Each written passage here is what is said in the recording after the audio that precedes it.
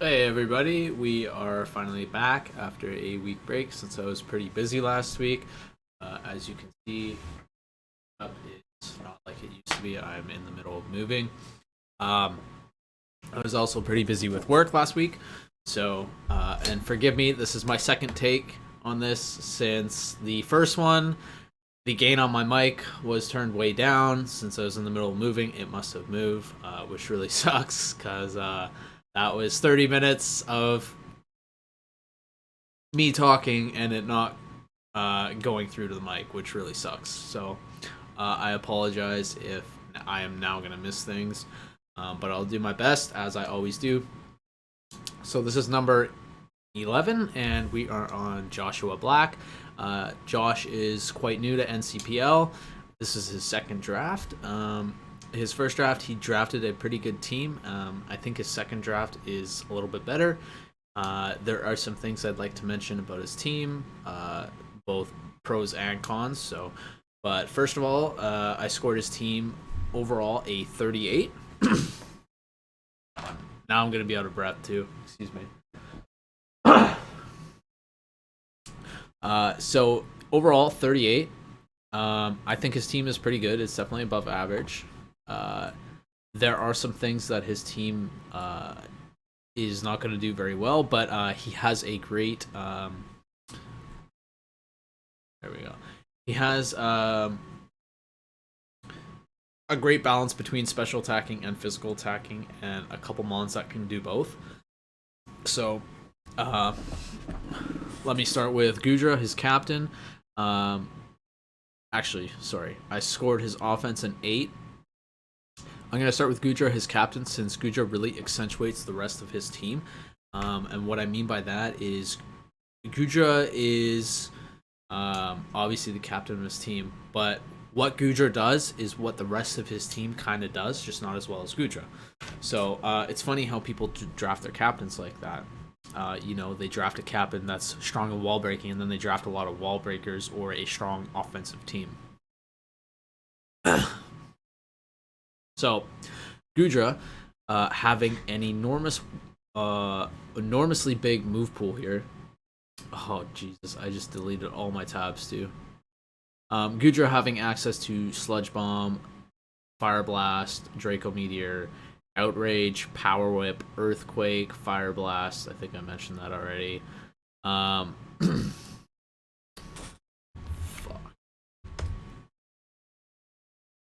I always have the tabs up so that I can see all their moves, since I don't note every single move that they learn. And Thunderbolt and Surf or Hydro Pump. Weather Ball was worth mentioning as well, since there are a couple Sun teams on here. Gudra learns Fire Blast, but I mean the Weather Ball is 100%, whereas Fire Blast isn't. It does also learn Flamethrower and Ice Beam. Iron Tail, Body Slam. I think I mentioned Body Press already as well. So, Gudra. So the point of this is Gudra has a strong move pool, and it can be run physically or specially. So, as you can see on his team, there's a couple mons that do the exact same thing or have wide move pools, i.e., Silvally Dark, Mismagius, Ambipom, Hitmontop. I think Pikachu has a decent move pool as well. So, with access to hidden power, his team kind of can cover really any option. Do they hit extremely hard? No, but they're going to hit you for super effective damage.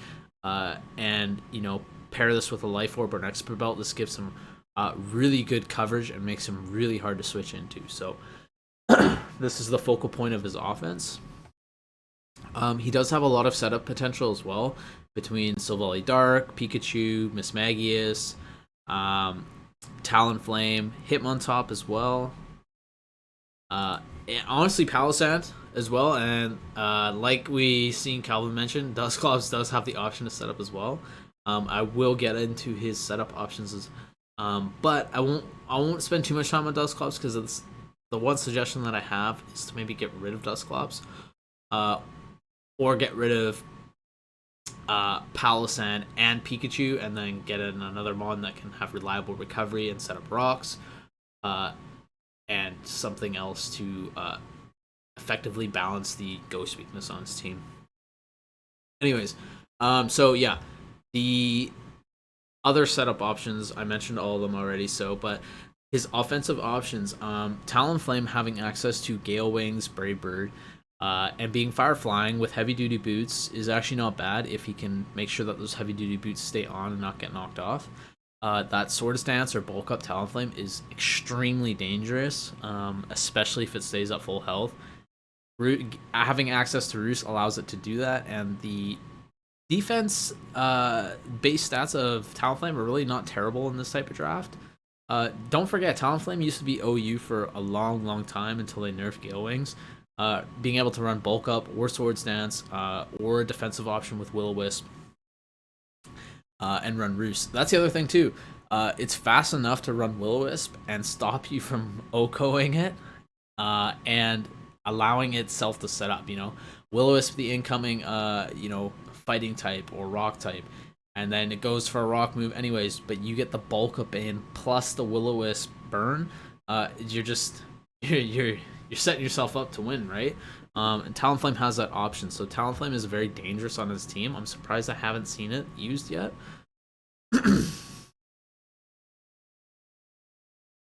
Sorry, I'm gonna run out of breath lots here. But as we go on the list here, we have Hitmontop.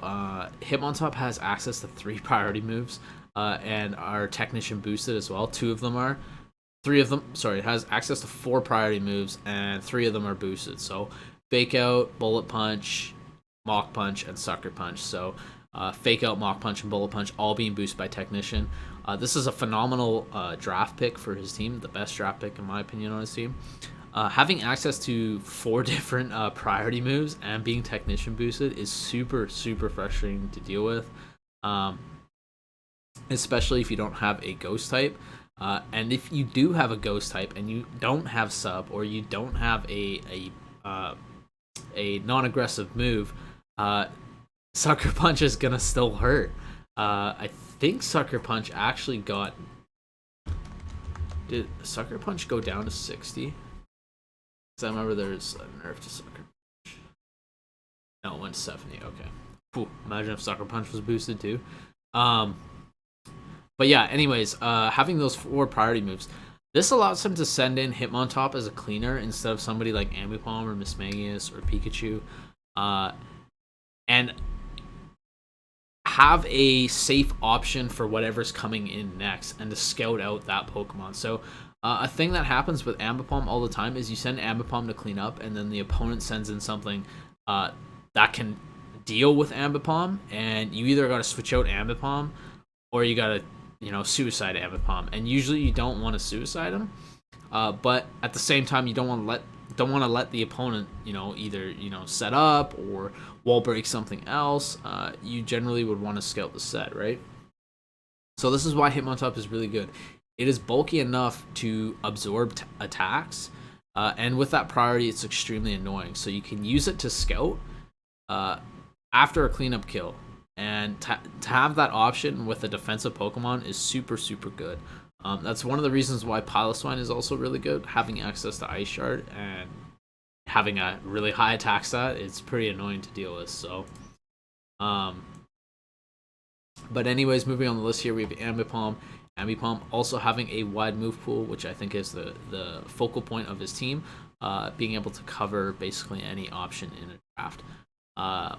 So Ambipom having access to Gunk Shot, Seed Bomb, Return, Low Kick, Knockoff, Fake Out, boosted Fake Out, mind you. Return being allowed in this draft makes Ambipom so much better. I think Ambipom. Yeah, sorry, I closed all my tabs here after I recorded that first recording here. So Pursuit also is allowed in this draft. Ambipom getting access to Pursuit. If anybody knows, I'm interested to know how Pursuit and Technician work. So if the Pursuit is Technician boosted, does it get Technician boosted and then double the Technician boost on the switch out? If anybody knows, let me know. Sorry, my dogs.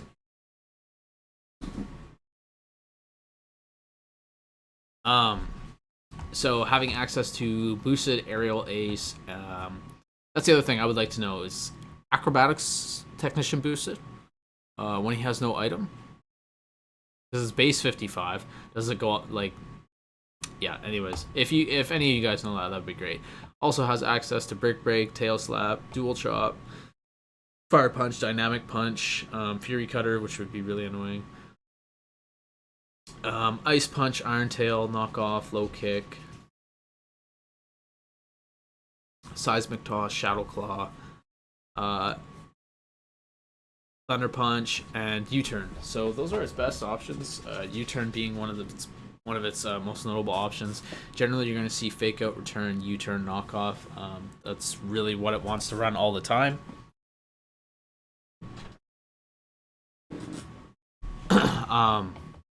Sorry about that. My dog just came in. But yeah, so again, this is the point of his team, the focal point of his team. Wide move pools, allowing him to cover a lot of options and making him really hard to switch into. The opponent's generally going to have to take an attack or build bulky so that they can eat whatever's coming at them and, hopefully fire back twice as strong. So next up, Mismagius. Again, another strike on, not strike, but I guess another point to his team, having an enormous move pool, Dazzling Gleam, Shadow Ball, Hex. Oh, jeez, I wish I hadn't closed all these. Thunderbolt. Power Gem, which I think is an interesting thing. Not a lot of Pokemon get Power Gems, so has access to Icy Wind, Inferno. Surprisingly has access to Heal Bell, which is not an offensive option. I just thought it was funny to note. Energy Ball, and what else we got here? I don't think it learned Dark Pulse. It does learn Dark Pulse as well. So, but as an offensive option, this Pokemon has access to Nasty Plot. So, we might see him run a lot of Focus Sash, Nasty Plot, but Mismagius having access to Levitate can allow it to switch in on the Earthquake switch, which I don't see being too much since not a lot of he only has one Pokemon speak to Earthquake, so I don't think it's like, oh, this guy's gonna be spamming Earthquake because my team's weak to ground, right? So, but an interesting offensive utility option that I'd like to see Mismagius run. I couldn't make it work myself, but the Hex Toxic Sub Protect set is totally viable, or Hex T-Wave Sub is super viable. I mean, look at Dragapult. Dragapult used that all over the place in Gen 8 OU and Nat Dex, and it was really dang strong. I mean, Mismagius has higher special attack than Dragapult, and it's got 105 base speed, and in this draft, that's pretty good. I'd almost put that, like, scale it the same way Dragapult is in Nat Dex. Super viable for his team. Would be pretty annoying to deal with. Run leftover sub, T-Wave. Dragapult obviously having access to U-turn made it so much better. But Mismagius can totally run this as well. It has high special defense, so if you can do this to a special attacking Pokemon, this would be extremely annoying to deal with. So, and not to mention Hex having base 60, but doubled if their status. Mismagius having higher attack than Dragapult. This is gonna really, really hurt and break some holes into the opponent's team. So, but anyways, moving on. I won't spend too much time on this offense here. We have Pikachu with Nasty Plot. It has utility options like Nuzzle as well, but Volt Switch, we're going to see Nasty Plot, Volt Switch, Nuzzle more often. So then you have Silvally Dark. You can see this as an offensive option, but there's so much pressure on Silvally Dark to be a defensive option for Dusclops, Palossand, and Mismagius, since they're all weak to Ghost and Dark. I generally don't see him bringing this as a setup Pokemon. This will bring me to my point of trading Dusclops for something that can alleviate that triple Ghost and Dark weakness that he has going on his team here, and bring in something that might be more useful to his team. Another Rock Setter, or an offensive Rock Setter, or a Wall Breaker would be really good for his team as well, since he he has good speed and good cleanup. He just doesn't have like wall breakers, so that could be an option for his team as well. I didn't note what to trade that for. My apologies, Josh. I usually have notes on what I recommend for his team. For a team that I would recommend a trade to, but I definitely recommend trading that Dusclops so you can alleviate that pressure of Silvally Dark and Hitmontop running Defog or Rapid Spin and defensively. So moving on here, I rated his defense a 6, so I kind of just mentioned it right now. He has 3 Pokemon that are all weak to Ghost and Dark. Now, he has an immunity to Ghost in Ambipom, and Silvally Dark does resist it, and Gudra is bulky enough to soak up those attacks, but having those 3 weak to Ghost and Dark, it kind of makes it hard for him to team build. And I mean, honestly, like every Pokemon learns Shadow Ball or Shadow Claw or Dark Pulse or, you know, some dark move like Knockoff. I mean, Knockoff is always prevalent, so that must be kind of irritating for Josh to team build. So I think that is the biggest weakness to his defense, and his defense could easily jump 2 scores, 2 points, if he just got rid of that triple Ghost Dark weakness, because I mean, like I said, everybody gets Shadow Ball or Knockoff, right? So, but aside from that, he has great defensive options in Hitmontop, Gudra, Silvally Dark, Palossand, and Talonflame. I mean, Talonflame, again, like I said, with the Hitmontop being a defensive option and having access to priority and strong priority, this is really, really good. And having U-turn on Talonflame, I mean, this is really, really good. You know, you can go in, clean up, and then if you have Will-O-Wisp, you can threaten with Will-O-Wisp, or you can just U-turn out. You can attack, I mean, and you can soak up attacks, or you can Roost and Scout. I mean, the options with those type of Pokemon are just, you know, it's great. It's great because having a safe switch, having a safe Pokemon in on a cleanup kill is awesome because it really pressures the opponent on what they need to do. You know, try and threaten you out, or if they don't have anything to affect you, I guess try and chip you down, right? So, but yeah, like I'm saying with Talonflame, Hitmontop does the exact same thing. Having access to 4 different priorities, and the bulk that it has Intimidate. This allows it to come in quite often. Not to mention, Talonflame and Hitmontop form a little bit of core there, since Hitmontop can resist that rock type, and Talonflame can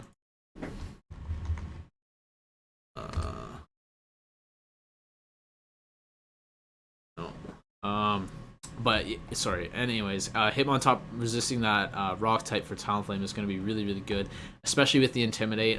It's going to be pretty annoying every time he switches in the Hitmontop for that Talonflame, and Talonflame can come right back in.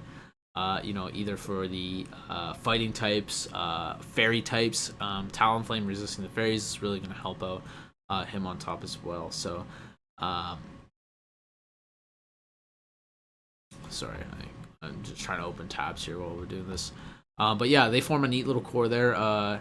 If there was another Pokemon to go with that, that would be awesome. You know, replacing the Dusclops or something. Because Hitmontop and Silvally Dark both share that fairy weakness. I mean, Talonflame does cover that bug weakness that Silvally Dark has. But yeah, something in there in Dusclops' place would really help with that Talonflame and Hitmontop. And that little bit of a fairy weakness that he has going on between Hitmontop, Gudra, and Silvally Dark. So alleviate some pressure on Talonflame to come as a fairy coverage. I mean, there's not very many fairies in this draft, but the fairies are very potent themselves. So defensive options, we have Palossand, Dusclops, and Silvally Dark left. Like I said earlier, Silvally Dark is very much pressured into running Defog and Parting Shot to allow his Pokemon to come in safely, since they don't have reliable recovery. Minimizing the amount of damage they take is super important. So, and having that triple Ghost Dark weakness is, and that you know, Silvally Dark having a Fairy weakness as well. There's a lot of pressure on Silvally Dark to run a bulky set. So, Palossand having rocks, reliable recovery and shore up, and you know, Earth Power, Scorching Sands, and then Shadow Ball is really great. So Not to mention its ability compaction is not too bad. I mean, if the Pokemon that's hitting him with a water type move isn't super strong, and Palossand is built defensively or whatever he's taking defensively or especially, it's quite annoying to deal with because it's boosting its defense every time you hit him with a water attack. So a neat little thing by Palossand there. Um, but as I mentioned with Dusclops too, Dusclops is a defensive option. Do I think that he should be bringing Dusclops?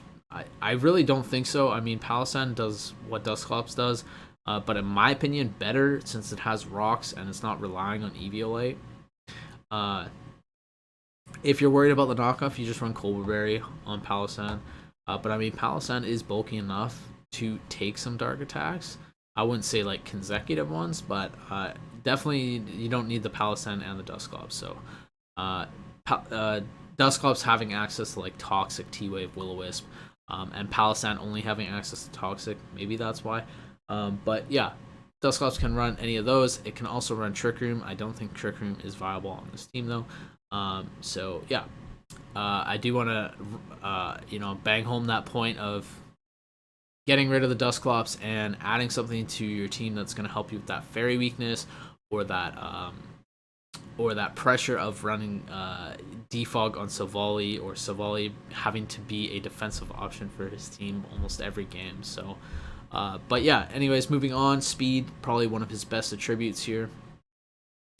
All of his Pokemon are quite fast, and then he has 4 Pokemon with priority in Talonflame, having Brave Bird, Gale Wings, Hitmontop having Bullet Punch, Mach Punch, Fake Out, and Sucker Punch, Ambipom having Fake Out, Hitmontop and Ambipom both Technician boosted priority moves, and then we have Pikachu with Fake Out, which is kind of viable. I mean, we see a lot of Raichus run Fake Out for doubles matches and stuff, right? So.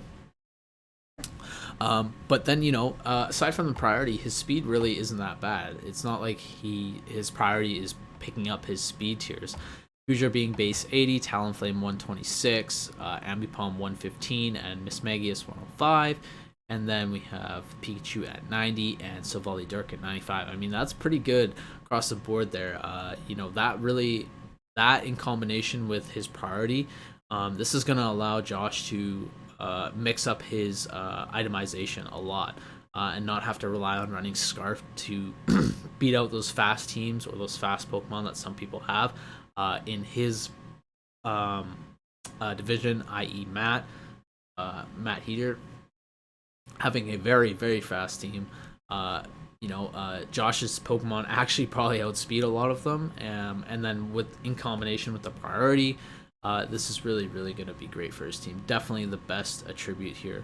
Not to mention his priority has coverage. I mean, Bullet Punch Steel, Sucker Punch Dark, Fake Out Normal, Mach Punch Fighting, Brave Bird Flying type, and then Fake Out Technician boosted by Ambipom does like 50% to anything that doesn't resist it. So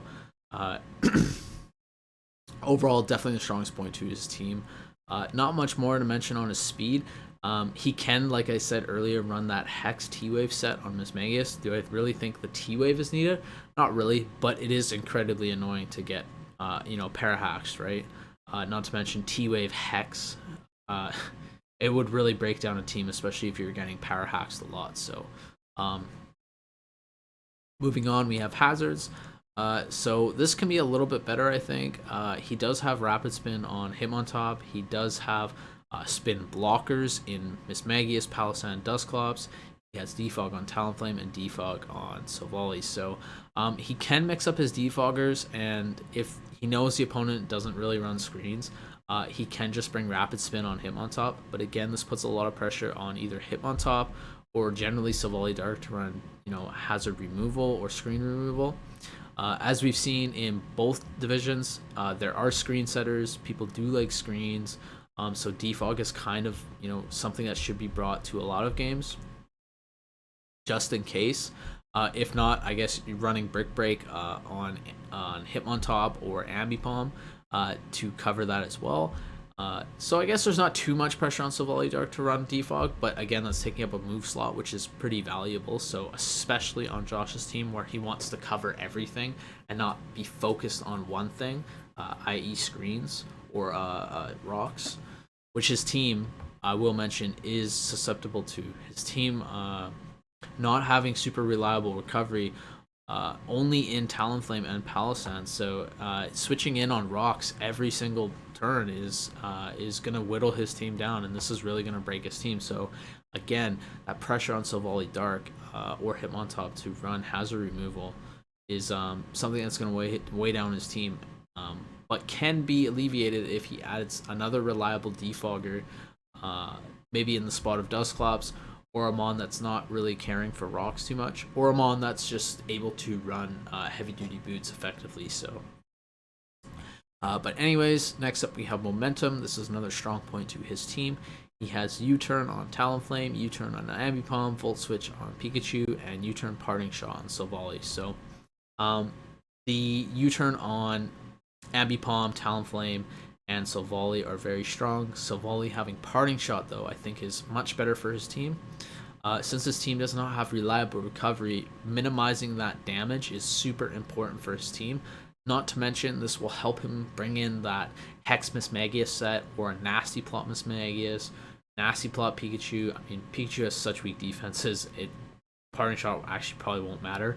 But, Parting Shot into a setup Talonflame with Bulk Up or Sword Dance with Will-O-Wisp. Oh, jeez. I mean, those are the things that I'm expecting to see. Or a Parting Shot into a Specs or Banded Gudra to break holes into the opponent's team.